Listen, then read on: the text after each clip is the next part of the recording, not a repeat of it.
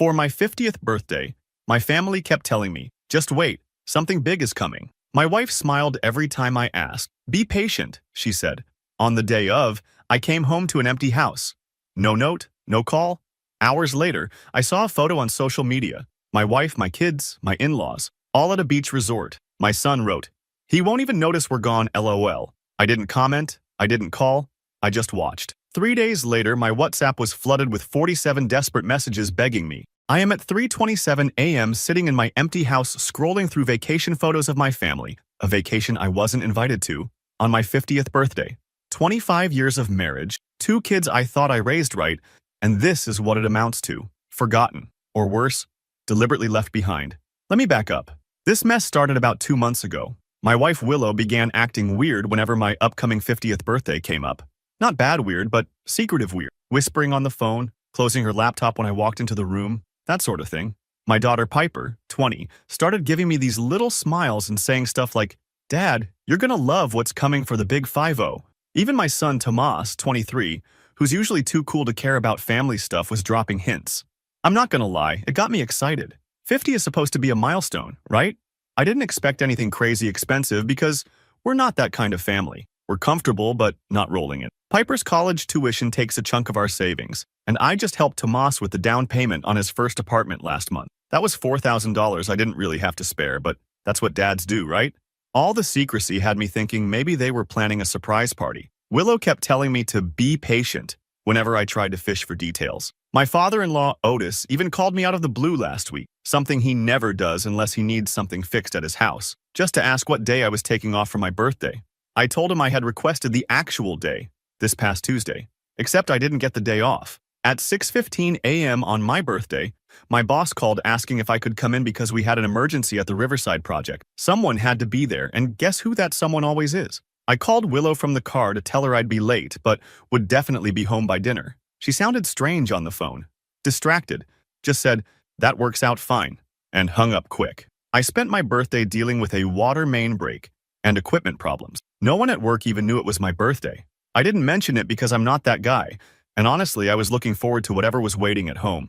I even stopped and bought a bottle of the good whiskey on the way back. Figured I deserved at least that much. At 5:53 p.m., I pulled into my driveway. No extra cars parked outside, so much for the surprise party. House was completely dark. Weird, but not alarming. Maybe they were hiding? The house was empty. No decorations, no cake, no wife, no kids, no note on the counter explaining where everyone was. I checked my phone. No messages. Called Willow. Straight to voicemail. Called Tomas, same thing. Texted Piper. Nothing. By 7:30 p.m., I was sitting alone at my kitchen table staring at that unopened whiskey bottle, wondering if there had been an accident or something. Called the local hospital. Nothing. Called Willow's sister Lindsay. No answer. At 8:14 p.m., still alone on my birthday, I opened my whiskey and poured a glass. That's when I decided to check Instagram. I don't post much, just follow the kids to see what they're up to sometimes.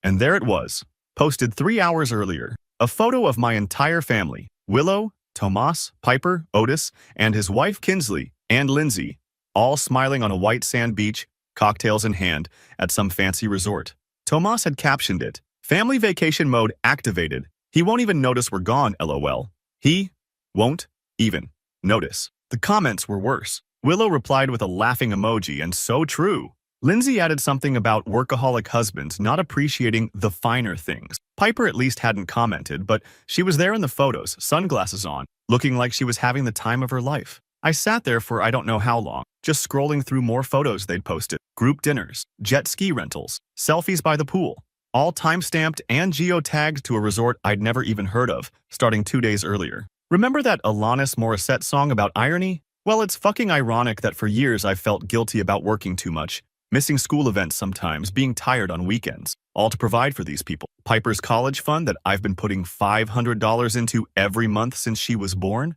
Tomas's apartment down payment that meant I couldn't replace my 10-year-old truck this year. The mortgage I've never missed a payment on. The vacations I couldn't afford to take because someone always needed something more important. I don't know what kicked in, shock, rage, or some weird sense of calm, but I didn't call them, didn't text, didn't comment on the photos, just poured another whiskey and started thinking. Thinking hard. First thing I did was check our bank accounts. Sure enough, $4,000 had been withdrawn from our joint savings account last Friday. Exactly the same amount I'd given Tomas for his apartment. Coincidence? I don't fucking think so. I scrolled back through older social media posts and found Otis had been making comments about a special family trip for weeks. So this wasn't spontaneous. This was planned. Planned without me. Planned around me. Planned despite my birthday. By midnight, I'd gone from hurt to pissed to ice-cold calculation mode. I opened my laptop and started documenting everything. Screenshots of the posts, bank statements, a timeline of the lies they'd told me about my birthday surprise. See, here's something people forget about the quiet, reliable guy who just keeps showing up. We notice things. We remember things. And when we've finally had enough, we know exactly where all the bodies are buried. I spent my birthday night making a complete accounting of our finances. 25 years of marriage laid out in Excel spreadsheets. Who paid for what? Who contributed what? Who sacrificed what? The numbers told a story they wouldn't like. Around 2 a.m., I found something else. A credit card statement in Willow's email. Yeah, we share passwords, or used to anyway, for a card I didn't know existed. $13,000 in debt built up over the last 3 years. Designer clothes, spa days, lunches with Lindsay that somehow cost $200 each, and recent charges from the resort they were staying at, almost $6,000 so far. I'm not a guy who usually cries, but I'll admit I felt that pressure behind my eyes. Not sad tears, angry ones. Wondering how I could be so fucking invisible to the people I've given everything to. Morning came, and still no messages asking if I was okay. No happy birthday texts, nothing. Just more beach photos and a video of Tomas doing karaoke with Otis. The tagline? Dad would hate this LOL. I showered, went to work, came home, checked social media again. Day 2 of their vacation was in full swing. Comments from Willow's friends asking how the resort was. Her reply? Heaven. So nice to get away from real life for a while. Real life. That's me. I'm real life. The thing she needed to get away from. I poured another whiskey and made some decisions. First, I called my bank at 9 a.m. sharp on day 2 and rerouted my upcoming paycheck to a new account they set up for me. Second, I called my buddy Cody, who went through a divorce last year, and asked for his lawyer's number. Third, I started moving Willow's things to the guest bedroom. I wasn't being hasty. I was being methodical. Like when you discover termites in your foundation. You don't just patch over it and hope for the best. You dig down, find out how deep the damage goes, and decide if the structure is worth saving. On day 3 of their vacation, and day 2 after my forgotten birthday, I finally got a text from Piper. Just a casual, "Hey Dad, how's it going?" Like they weren't all at a beach resort without me. Like it hadn't been my milestone birthday. Like everything was normal. I didn't answer. An hour later, Tomas texted asking if I could check if he'd left his laptop charger in his old room. Nothing about where they were. Nothing about my birthday. I didn't answer that either. By evening, the messages started getting concerned. Willow texted asking if I was mad about something. Piper called twice. Tomas sent a weird message saying, "Mom's freaking out a little. Can you just text her back?" I didn't answer. Instead, I posted my first Instagram photo in months. Just me, at home, with a birthday cake I'd bought myself from the grocery store. No caption, no tags, just a date stamp. That's when the dam broke. At exactly 9:44 p.m. on day 3 of them being gone, my WhatsApp started blowing up. Message after message. Willow in full panic mode. Tomas actually showing concern for once. Piper sending voice messages that got increasingly tearful. By midnight, I counted 47 messages across all platforms. Texts, WhatsApp, Instagram DMs, even emails. The last one from Willow just said, "We're coming home tomorrow. Please be there. We need to talk." Oh, we'll talk all right. But first, I needed to make one more stop. To pick up new locks for the doors. Because some lessons about taking people for granted need to be carved in stone, not written in sand. Update 1. First, thanks for all the support on my last post. Didn't expect thousands of comments. Some of you called me a doormat. Others said I should burn everything to the ground. Appreciate the fire, but I'm more of a slow burn guy. Always have been. So, the 47 messages. Message number 1 came at 9:44 p.m. exactly, 3 days into their beach vacation. Just a simple, "Norman, are you there?" from Willow. By message number 47 at 3:28 a.m., she'd graduated to, "Please just answer me, I'm freaking out. I've been married 25 years. Never once in all that time have I deliberately ignored my wife when she needed me. Never once have I shut her out when she was worried. Even during our worst fights, I always picked up the phone. But there's a first time for everything. I didn't sleep that night. Just sat on our back deck watching those messages pour in while scrolling through their Instagram feed. The contrast were something else. Willow typing, "Norman, please, I'm worried." while her profile showed her grinning at a beachfront restaurant just 2 hours earlier. Tomas asking if I was okay while tagging himself at a jet ski rental. Piper sending tearful voice messages from a poolside cabana. Around 5 a.m., I made coffee and started methodically documenting everything. Screenshots of social media, bank statements, text threads. I printed it all out and organized it in a folder. Sounds crazy, but it helped me think. The new deadbolt and doorknob set sat on the kitchen counter, still in the packaging. I wasn't sure yet if I'd install them. That felt like a line I might not be able to uncross. At 7:15 a.m., the first call from Otis came through. I let it go to voicemail. He left a 2-minute message that started concerned and ended with him saying I was behaving like a child. Classic Otis. Always thought I wasn't good enough for his daughter. Always made little comments about my modest house or reliable car. Code for, "You're not as successful as I wanted for Willow." I went to work like normal. Did my job. Came home. The messages kept coming. Tomas. Dad, seriously, this isn't funny anymore. Mom is having a meltdown. Piper. Daddy, please. Just text back so we know you're alive. Willow. Norman. I've called the neighbors and they say your truck is there. Why aren't you answering? Lindsay. Hey Norman, everyone's worried about you. Whatever you're upset about, this isn't the way to handle it. Grow up. That last one from Lindsay almost made me break my silence. Almost. But I remembered her comment about workaholic husband and kept quiet. I spent that evening setting up my financial firewall, called the credit card companies, and removed Willow as an authorized user on my 2 main cards, logged into our mortgage account and made sure the next payment, due in 3 days, would come from my new separate account, changed my direct deposit information at work. Then I did something that even surprised me. I made a spreadsheet breaking down our household expenses with cold, hard percentages. Who paid for what? Who contributed what? For the last 10 years. The numbers told a story Willow wouldn't like. 82% of our joint expenses came from my income. 94% of our retirement savings came from me. 100% of the kids' college funds came from me. What did Willow contribute? Looking at our joint account history, most of her deposits went back out immediately for hair appointment, lunches with Lindsay, clothes, and what she called household necessities that somehow always included expensive candles and throw pillows nobody was allowed to actually throw. Does that sound bitter? Yeah, maybe it is. But 25 years of feeling vaguely guilty for working too much hits different when you realize it was your work funding their fun. Around midnight, I found a text thread between Willow and Lindsay from 2 weeks earlier. Willow. Should we even tell Norman about the trip? Lindsay. Why bother? He'll just complain about the cost. Willow. True LOL. It's not like he ever pays attention to anything but work anyway. Lindsay. He probably won't notice until the weekend. Willow.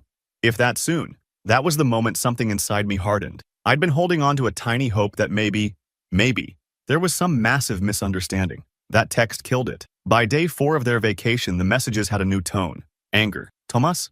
Dad, WTF. Mom's been crying all night. What is your problem? Willow. I don't know what game you're playing, but this is cruel, Norman. Otis. Norman, you're proving exactly what I've always thought about you. Selfish and immature. Day 5 brought panic as they realized I was still radio silent. Willow. We're cutting the vacation short. Coming home tomorrow. Please be there. Piper. Dad, I'm scared something happened to you. Tomas, if you're doing this on purpose, it's seriously fucked up. I still didn't respond, but I did start making preparations for their return. Moved Willow's clothes and personal items to the guest room, changed the Wi-Fi password, installed a passcode lock on my computer. Small things that sent a message. You can't pretend nothing happened. That night I received a particularly revealing voice message from Piper. She was crying, voice all choked up, saying she was sorry about my birthday, that she'd wanted to call me but Grandma Kinsley said it would ruin the surprise they were planning, that she felt weird about the trip but everyone made her feel like she was overreacting, that Otis had paid for most of it as a family bonding experience. I nearly called her back. Nearly. But then I remembered her in those beach photos, smiling without a care in the world, not looking bothered at all. 20-year-olds are adults who make their own choices. The morning they were due to return, I finally installed the new deadbolt, not to lock them out permanently. I'm not that petty.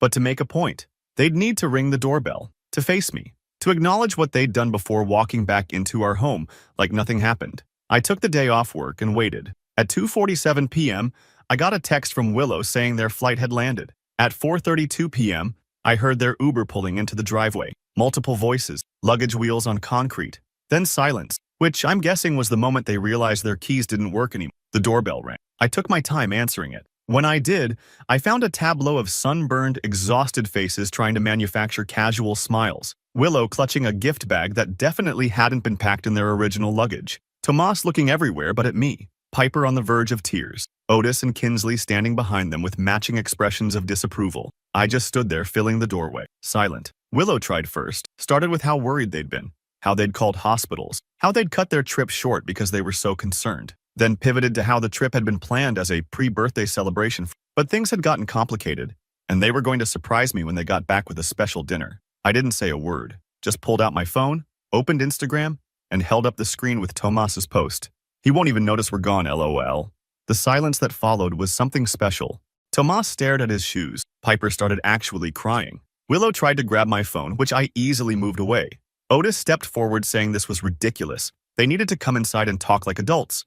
I finally spoke, told Otis he wasn't welcome in my house today, that he could drop the luggage and leave. The look on his face, like he'd been slapped. For probably the first time in his life, someone had told him no, told him to leave. The great Otis, used to everyone dancing to his tune, stood there sputtering on my doorstep while I stared him down. Kinsley tried to diffuse things, saying they were all tired from traveling. Maybe they could talk tomorrow. I said tomorrow worked for them, but not for Otis. Ever. After they left, I let Willow, Tomas, and Piper in. The house felt different with them in it. Smaller, tense. Willow noticed her things missing from our bedroom immediately and demanded to know what I'd done. That's when I brought out my folder, the screenshots, the bank statement, the expense breakdown, laid it all out on the kitchen table and told them I had just one question. When exactly did I become so worthless to this family? Willow tried to turn it around, said I was being dramatic, that it was just a vacation, that they'd planned to celebrate my birthday when they got back. I showed her the text thread with Lindsay. Her face went white. Tomas tried to downplay his Instagram caption, said it was just a joke, that everyone exaggerates on social media. I showed him his own comments from the past year. All the little digs about me being absent, being boring, being typical dad. His excuses dried up. Piper just cried. But even through the tears, she let slip that the trip had been planned for months, that it was originally supposed to include me. But Otis had convinced Willow it could be a family reset without my negative energy bringing everyone down. By 7 p.m., we'd reached the heart of it. The ugly truth nobody wanted to say out loud. They'd created a narrative about me. Norman, the boring provider, Norman, the absent father, Norman, the workaholic. That made it easy to justify treating me like garbage. They'd convinced themselves I wouldn't care about being excluded from my own family, that I wouldn't notice, that I wouldn't feel. And the most painful realization, they weren't totally wrong. I had let work become my identity. I had missed events for overtime. I had been quiet when I should have spoken up, but I was speaking up now. I told them I'd moved most of my money to a separate account, that I'd pay the mortgage and utilities for 3 months while Willow figured out her next steps, that I'd continue supporting Piper's education directly, but not through their discretionary spending, that they had 3 months to either rebuild our marriage on new terms or prepare for divorce. Tomas stormed out, saying I was being unfair. Piper went to her room in tears. Willow just sat at the table, staring at the stack of evidence I'd compiled, looking like someone had just told her Santa wasn't real. Around midnight, my phone pinged with one final message from Willow. I never meant for any of this to happen. The trip was supposed to be your gift, some time alone to relax. We were going to surprise you with something special when we got back. I don't know how things got so twisted. I read it 3 times. Each time, my reaction was the same. Pure disbelief. Even now, even after everything, she was still spinning still rewriting reality. I typed out my response carefully. I have the receipts, Willow. All 47 of them. Plus about 100 more you don't even know about yet. The time for lies is over. Then I turned off my phone and went to sleep in my own bed for the first time in days. Alone, but not lonely. There's a difference. Tomorrow would bring hard conversations and harder decisions. But for the first time in 25 years, those decisions would be on my terms. Finally, update. First morning after the confrontation, I woke up at 4:17 a.m. to the sound of someone crying. Muffled, but definitely coming from inside the house. Took me a minute to realize it was Willow in the guest room. Weird thing? I felt nothing. Not satisfaction, not guilt, just nothing. For those asking for updates, it's been 2 weeks since my family returned from their beach getaway. 2 weeks of awkward breakfasts and tense dinners. 2 weeks of whispered phone calls and slammed doors. 2 weeks of reality crashing down on 25 years of marriage. The morning after they returned, I expected big dramatic scenes, tearful apologies, desperate promises to change. That's not what happened. What happened was Willow came downstairs at 7:30 a.m., made coffee like it was any normal day, and asked if I'd gotten it out of my system yet, like my reaction was some kind of tantrum that needed to run its course. I just looked at her for a long moment, then slid my phone across the counter with the screenshots still open. The ones where she and Lindsay discussed whether I'd even noticed they were gone. The ones where she laughed at Tomas's caption. She stared at them like she was seeing them for the first time. Then tried a new angle. Said her phone must have been hacked. That she never wrote those things. That someone must have used her account. At 7:43 a.m. exactly, I realized my wife of 25 years would rather invent an elaborate conspiracy theory than admit she'd been callous and cruel. That's when I handed her the printed bank statement, highlighted every withdrawal from our joint account for the trip, showed her the credit card statements from her secret card, laid out how I'd supported this family for decades while she'd built up $13,000 in hidden debt. You want to know the craziest part? She didn't even seem that concerned about the money, just kept saying Otis would help her pay it off. That I was being petty, focusing on dollars and cents when the real issue was my workaholism. Isn't that some shit?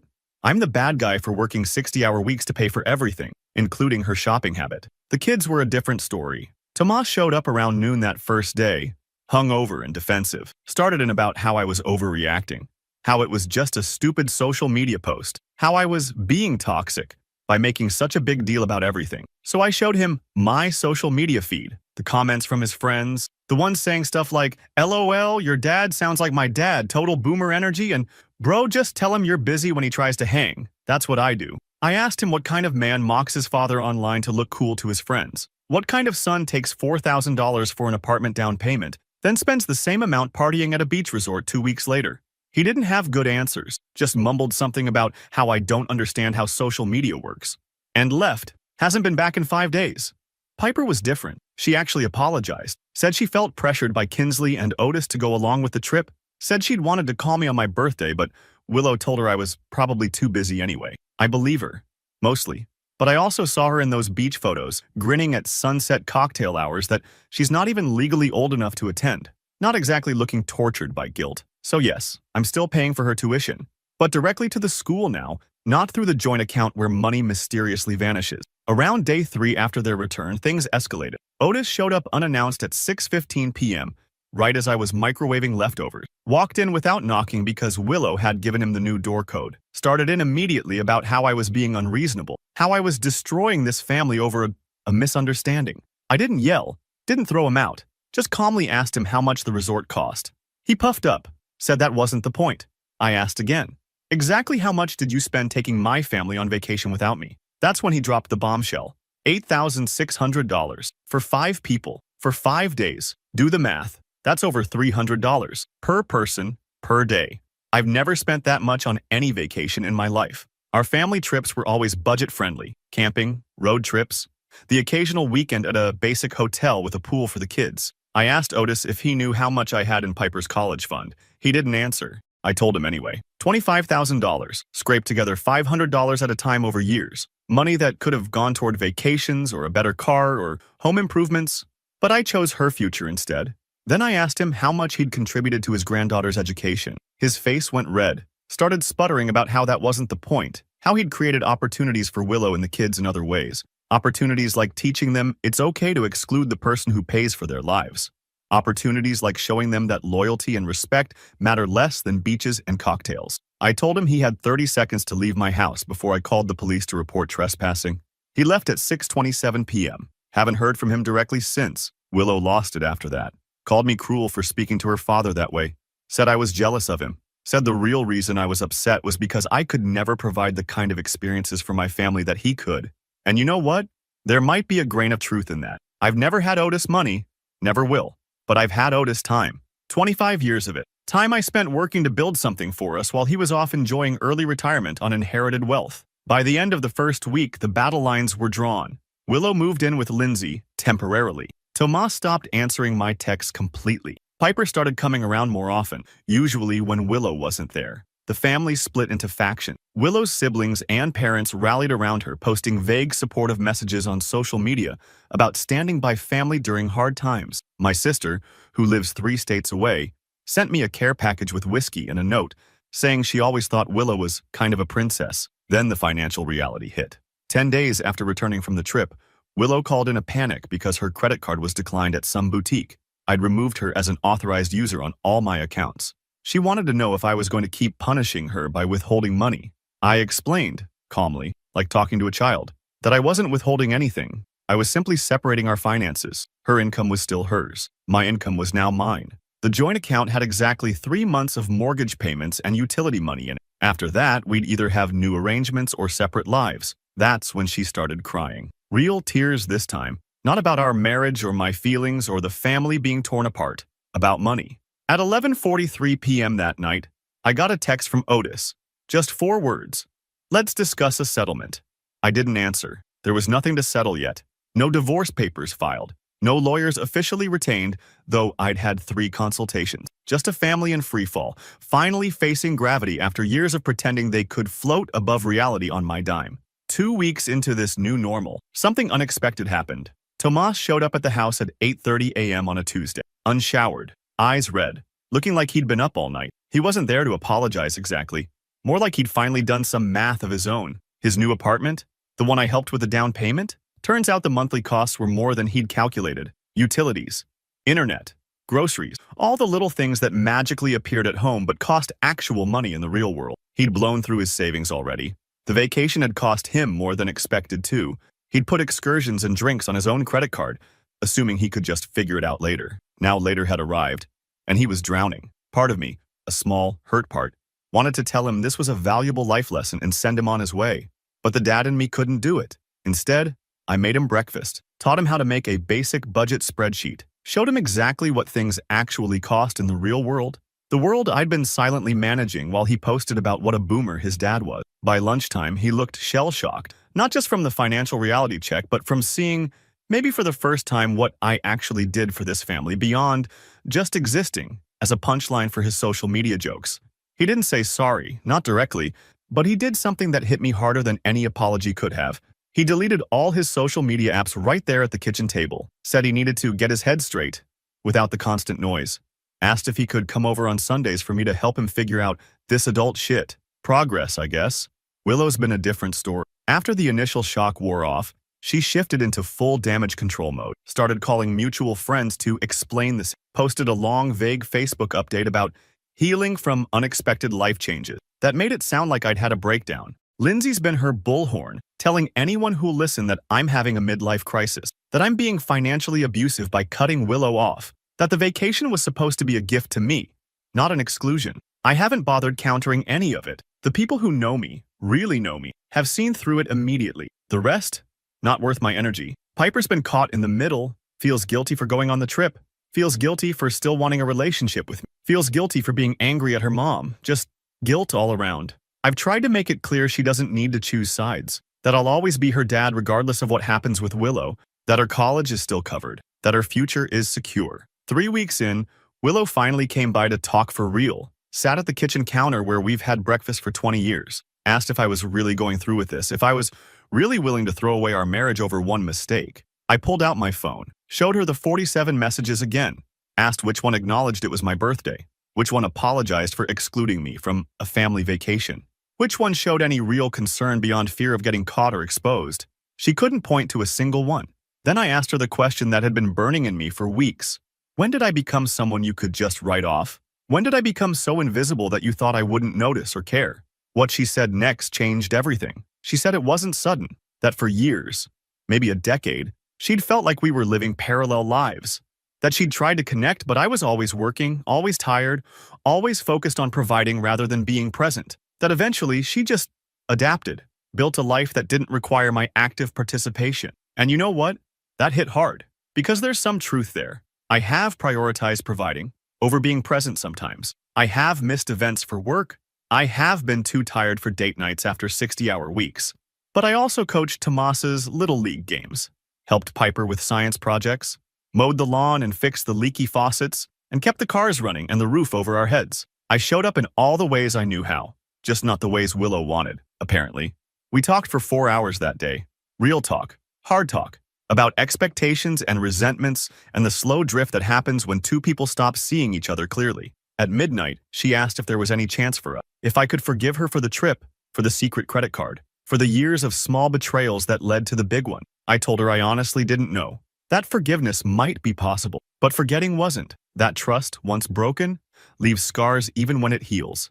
She moved the last of her things to Lindsay's the next day, said she needed time to figure out who she is without me. whatever that means. It's been 1 month now since my 50th birthday. 1 month since I came home to an empty house and discovered just how invisible I'd become to the people I thought were my world. Some days, I'm angry. Some days, I'm just tired. But most days, I'm finding a strange new peace in being visible to myself for the first time in decades. I've started swimming at the community center 3 mornings a week, been going to happy hour with guys from work occasionally, even joined a hiking group that meets on Saturday. Tomas comes by every Sunday now for what he calls adulting lessons. We cook dinner together, go over his budget, talk about things that matter. Piper splits her time between Lindsay's place and mine, navigating the new family geography with as much grace as a 20-year-old can muster. Willow texts daily, alternating between nostalgic memories and practical questions about bills. I answer the practical, leave the rest on read. Yesterday, I got a letter from a divorce attorney representing her. Standard stuff. Reasonable requests actually. She's not going for the jugular financially, which surprised me. As for me, I finally changed my social media status from married to it's complicated. Because it is. Life is complicated. Families are complicated. Love and hurt and forgiveness are complicated. But one thing isn't complicated anymore. I'm not invisible. Not to my family, not to my friends, and most importantly, not to myself. And that visibility, that was worth the price of a beach vacation I never got to take.